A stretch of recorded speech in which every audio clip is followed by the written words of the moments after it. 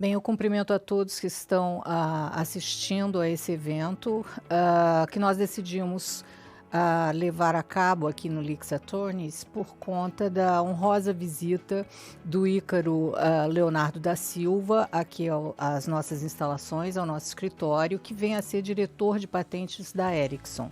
Bem, a Ericsson é uma empresa sueca de inovação com atuação mundial e que está no Brasil desde o início do século passado, né, fazendo sempre desenvolvimento e fomento tecnológico na área de telecomunicações. Para os que não me conhecem, meu nome é Liliane Roriz, eu sou advogada sócia do Lix Attorneys e sou presidente da Comissão 5G, Padrões Técnicos e Inovação Tecnológica da OAB aqui do Rio de Janeiro. Bem, eu vou iniciar apresentando os nossos dois debatedores, vamos dizer assim, de hoje. Não é bem um debate, mas vamos considerar assim. Primeiro, temos, como já mencionei, a honrosa presença do Ícaro Leonardo da Silva. Além de diretor de patentes, ele trabalha como especialista em 5G, é considerado um dos pais do 5G, e ele trabalha exatamente nesse departamento de propriedade intelectual e licenciamento da Ericsson, contribuindo para o desenvolvimento do portfólio de patentes da Ericsson e participando de negociações técnicas com fabricantes de smartphones, infraestrutura para patentes essenciais no padrão 5G. Ícaro representou a Ericsson na padronização 3GPP, projetos de P&D financiados pela União Europeia, e tem experiência de 10 anos em pesquisa.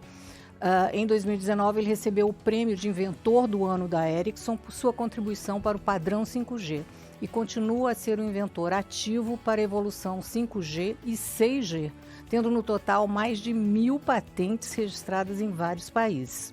Então, como você que está nos assistindo pode perceber, o Ícaro é uma autoridade no 5G que tem muito a ensinar para nós no Brasil, uma vez que o 5G só está chegando aqui neste ano. Então, vamos aprender bastante com o Ícaro nessa nossa conversa. Boa tarde, Ícaro, e boa tarde também, Rodolfo. Rodolfo Barreto é advogado aqui do Lix Attorneys.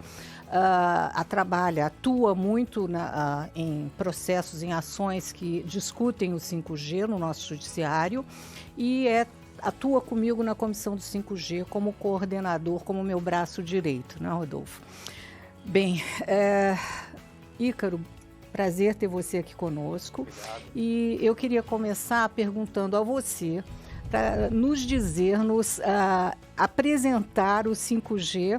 A gente até tem lido muito a respeito do 5G, ouvido muito falar ao longo deste ano, desde o final do ano passado, quando houve a licitação para o 5G aqui no Brasil, né? E este ano, ao longo dos últimos meses, que vem sendo implantado o 5G em diversas capitais, né? Iniciaram-se pelas capitais do Brasil. Ainda não são todas, mas já temos um grande número de capitais brasileiras recebendo o 5G. Então, como é que o 5G atua em relação aos produtos utilizados pelos usuários, né? Como é que eles se comunicam com as redes? Explica para a gente, você como um dos pais do 5G.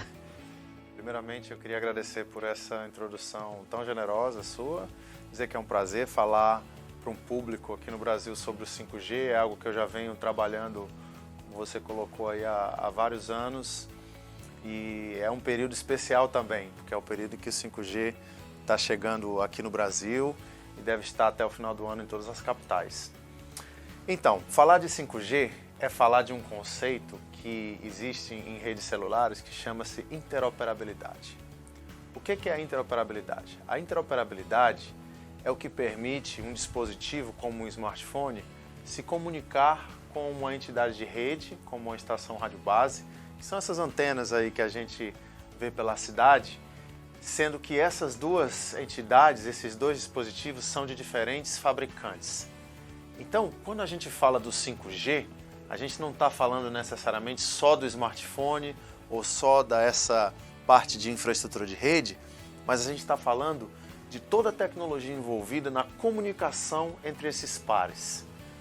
A gente não imagina, mas o nosso smartphone está sempre trocando mensagens de controle com essa infraestrutura de rede, processando essas informações, tomando ações baseadas nas informações em que a rede está enviando para o smartphone, os modos de consumo de bateria e de reserva de bateria, onde há esse switching entre eles, também é controlado e tudo é o que a gente chama especificado no que a gente chama de 5G. Então o 5G define toda a comunicação. Essa é a forma mais simples de descrever o que é o 5G. E se você parar para pensar, isso acontece também com os sistemas anteriores. Então o que torna o 5G diferente, né? O 5G é a evolução que vem desse grupo que você mencionou, que é o 3GPP, que do inglês é o Third Generation Partnership Project, onde a indústria de telecom se reúne e discute para definir como será essa comunicação. E por que a indústria de telecom precisa se reunir para definir como vai ser essa comunicação? Por conta da interoperabilidade. Eu preciso criar um sistema onde é possível que um fabricante A de smartphone se comunique com um outro fabricante B de infraestrutura de rede.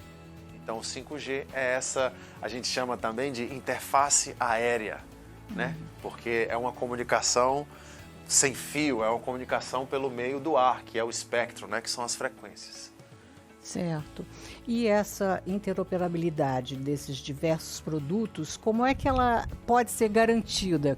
Eu me lembro que lá na década de 90, no início, quando eram meramente celulares, não eram ainda smartphones, né, que as pessoas da mesma família, em geral, compravam um celular da mesma marca e tinham a mesma operadora para conseguir falar um custo menor, né, esse tipo de coisa. E como é que evoluiu essa interoperabilidade agora, que nós estamos na era do 5G? O coração de tudo isso está no que a gente chama de especificações, que basicamente é toda essa definição dessa comunicação que é definida pelo 3GPP.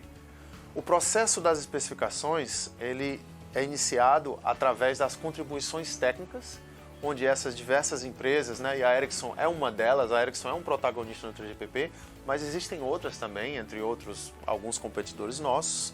Nós submetemos contribuições técnicas, que são espécies de artigos tecnológicos, onde a gente descreve algum problema técnico a ser resolvido e alguma proposta de solução, análise de desempenho, e essas contribuições técnicas são debatidas com os outros pares que compõem o 3GPP e uma solução é adotada para um determinado problema baseado em mérito técnico, porque é preciso que o sistema que é desenvolvido seja o melhor possível.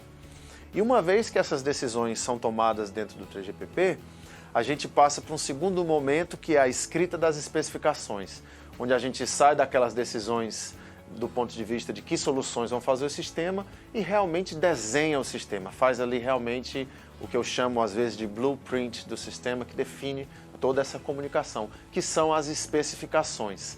Às vezes a gente chama também de padrão 5G, né? E o termo padrão ou especificação é muitas vezes utilizado como sinônimo para dizer que há uma coisa que é comum entre todos os dispositivos 5G.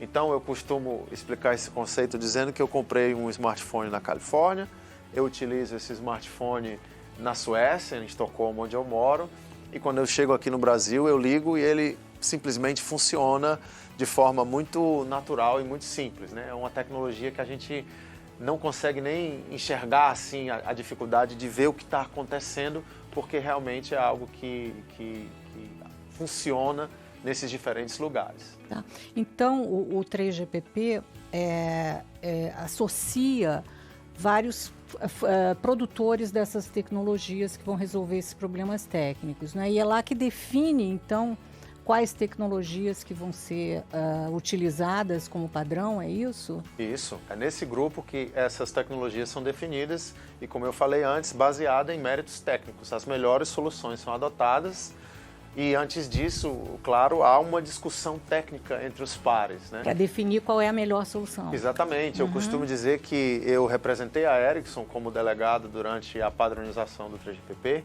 e eu digo que eu tive colegas da indústria, de outras empresas também, onde a gente escutava as ideias deles, eles escutavam as nossas e a gente tentava chegar num consenso baseado no mérito técnico das soluções. Tá, e o consenso é justamente a melhor solução, né? Vocês definem, não, essa solução não é a minha, mas essa é melhor do que a minha. Isso, é mais ou menos isso? Parece um pouco contraintuitivo, porque se a gente conversa pela primeira vez sobre esse assunto, algumas pessoas me perguntam que não seria natural que a gente quisesse só que a nossa solução fosse adotada. Claro. E claro que nós gostaríamos que isso acontecesse, mas na realidade, nesse diálogo que há entre as diferentes empresas, e a gente também enxerga diferentes competências, né, dentro da indústria de telecom, a gente tem dentro do 3GPP essa ideia de desenvolver o melhor sistema possível, porque no final das contas, nós precisamos desenvolver esse sistema. A Ericsson desenvolve sistemas 5G e a gente também vende para os nossos clientes.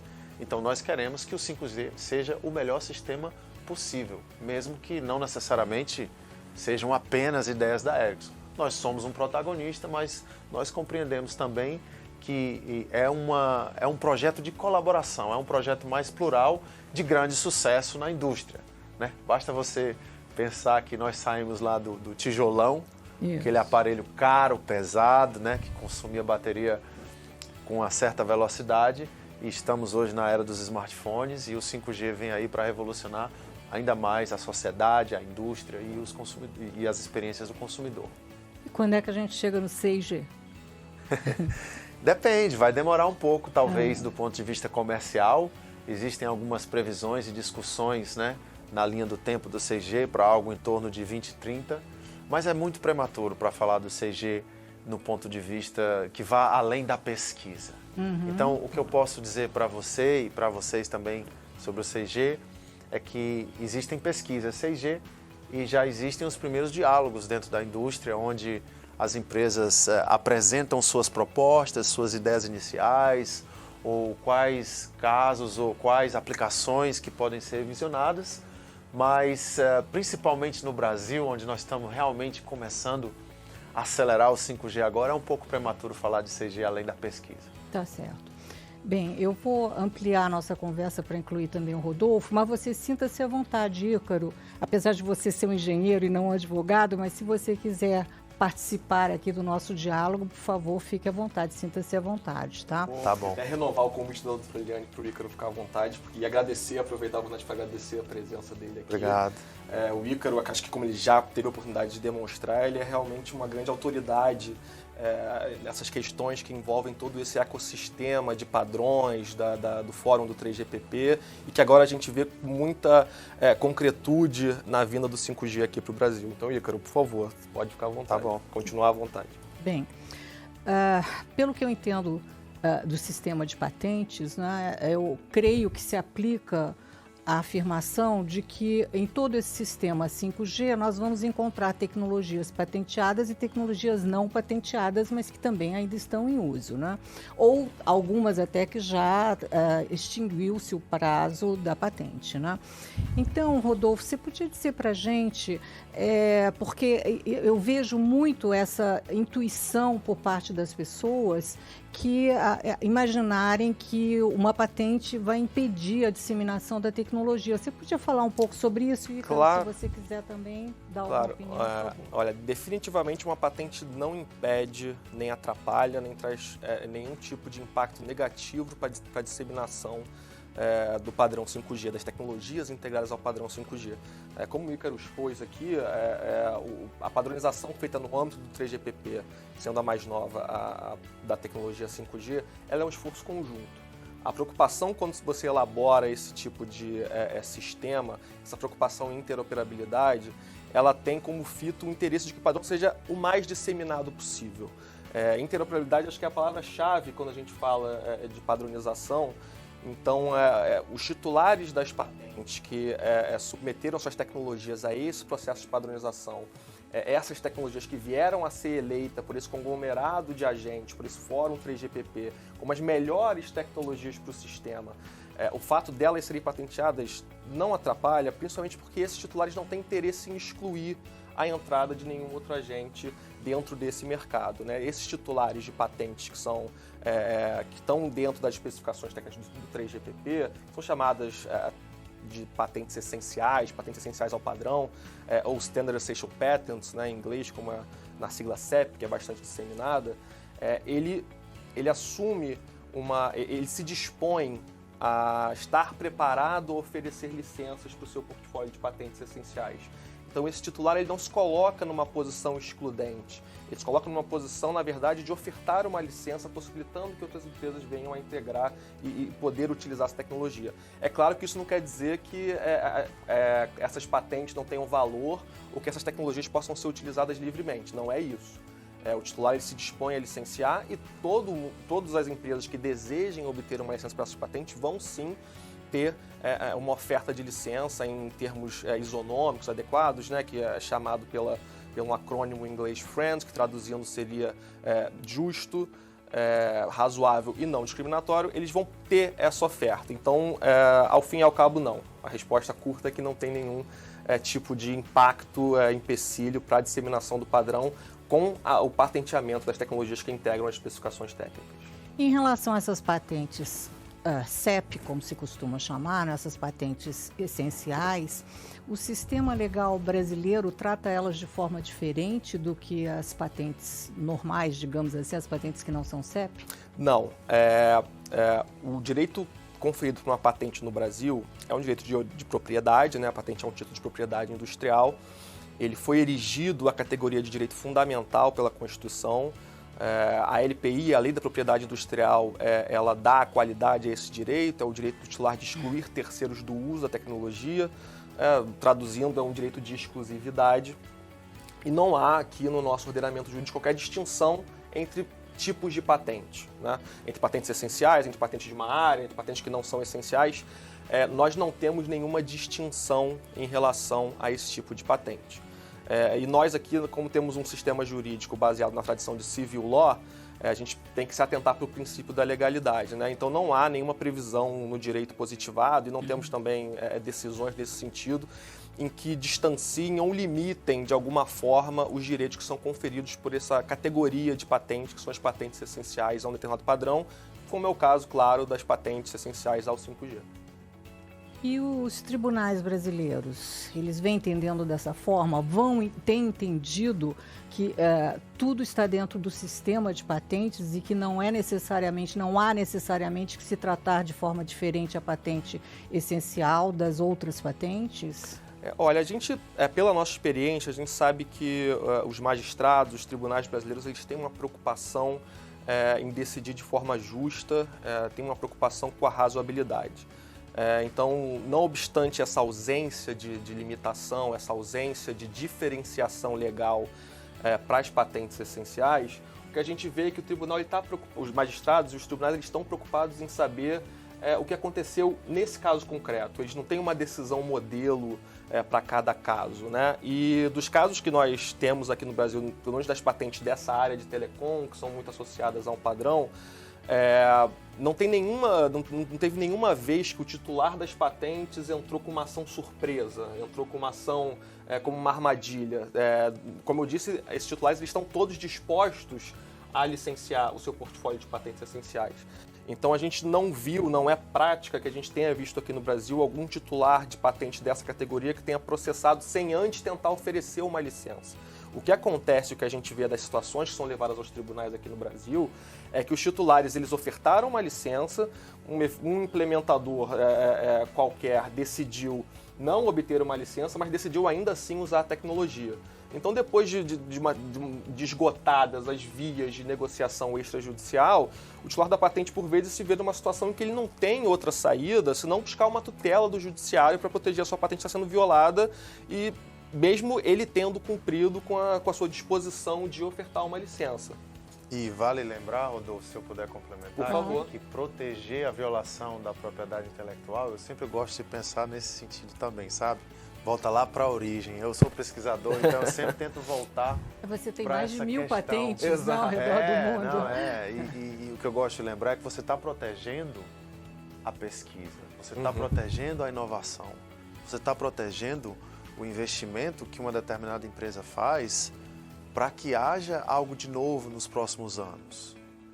Protegendo e fomentando.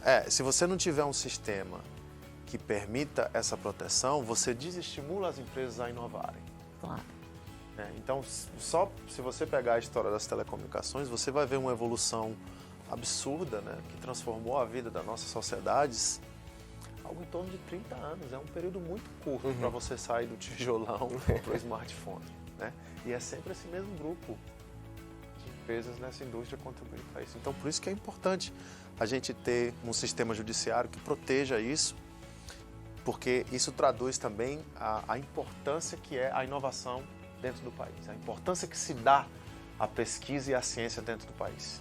E eu me lembro, vem sendo utilizado pelo judiciário brasileiro a teoria do ilícito lucrativo, né, que exatamente demonstra que muitas vezes, se não houver essa proteção inicial, como a ação demora muito tempo para transitar em julgado, para ter uma decisão definitiva, então o ilícito termina sendo lucrativo e com o apoio, a homologação do judiciário. Então, ou se tem uma decisão inicial impedindo esse ilícito lucrativo, ou então não adianta. Eu costumo dizer que a indenização para o titular de patente é um mero prêmio de consolação, porque o que o artigo 42 da nossa Lei de Propriedade Industrial garante é o direito de excluir terceiros não autorizados. Exato. Esse é o direito fundamental na patente.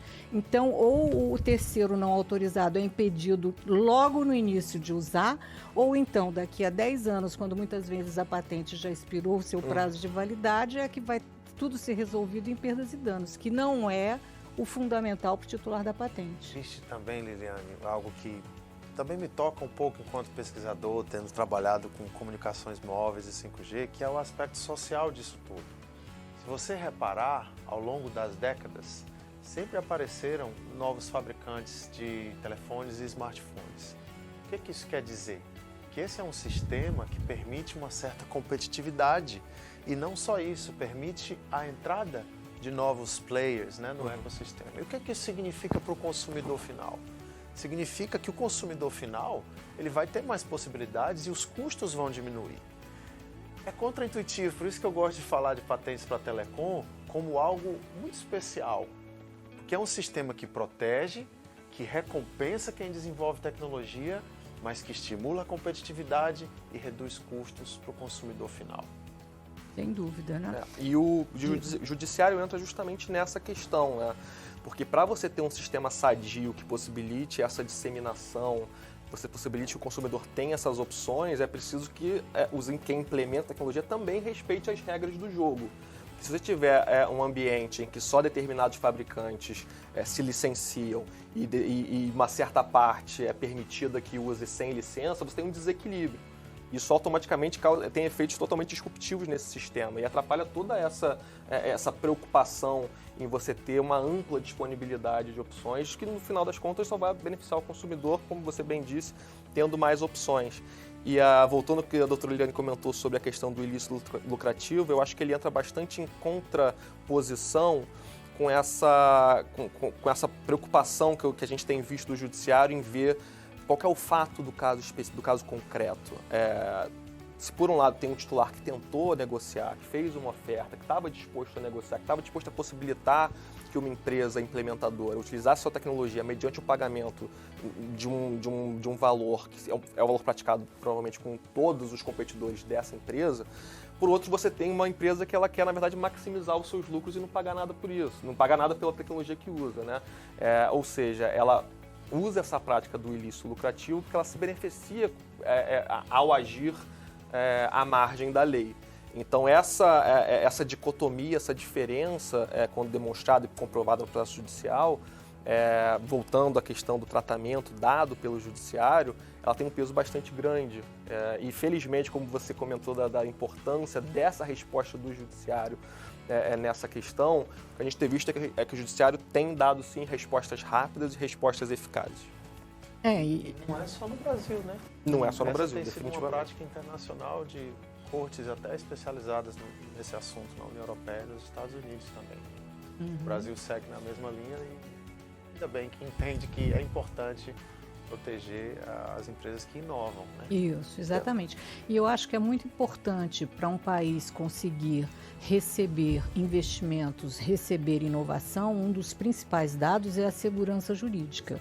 Então, tudo que afete a imagem de um país que garante patentes, que vai trazer segurança jurídica para o titular da patente, termina influenciando na decisão do titular da patente de trazer ou não a sua tecnologia para o Brasil, né?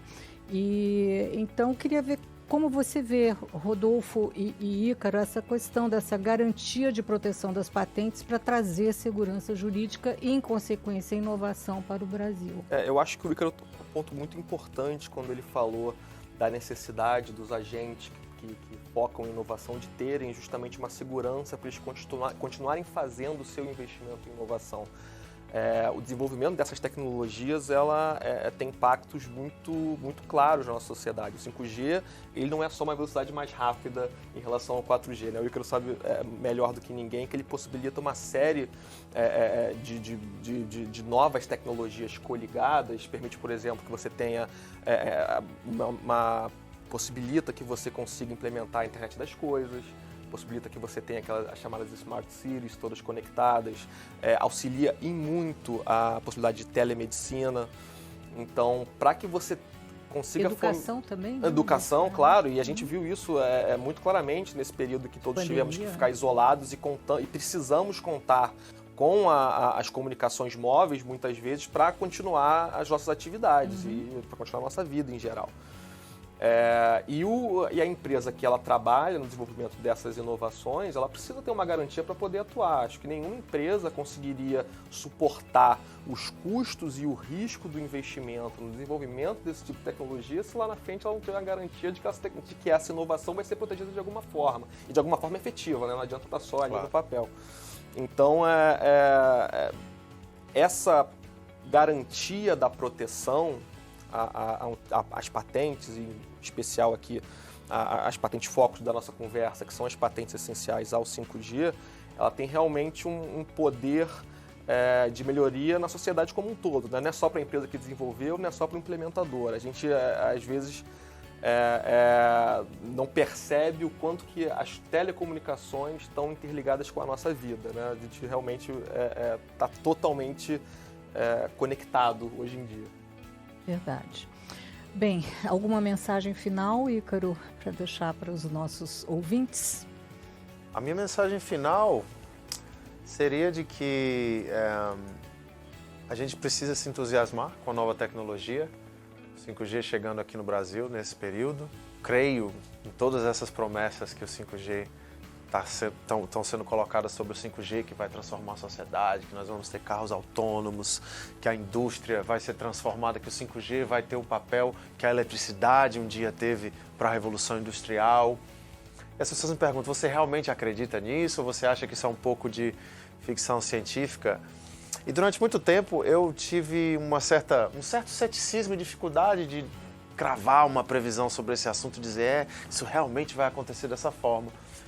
Mas olhando um pouco para a história, a nossa indústria já provou que ela realmente é capaz de fazer transformações espetaculares, né, na sociedade, na vida das pessoas, né?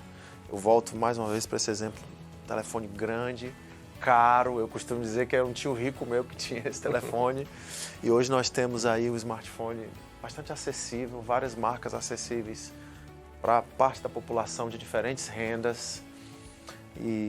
Então, quando eu olho para a história dos nossos sistemas, eu percebo que é possível sim que o 5G venha transformar mais ainda a sociedade e seja uma tecnologia acessível para todo mundo, para o consumidor final, para a população de diferentes rendas.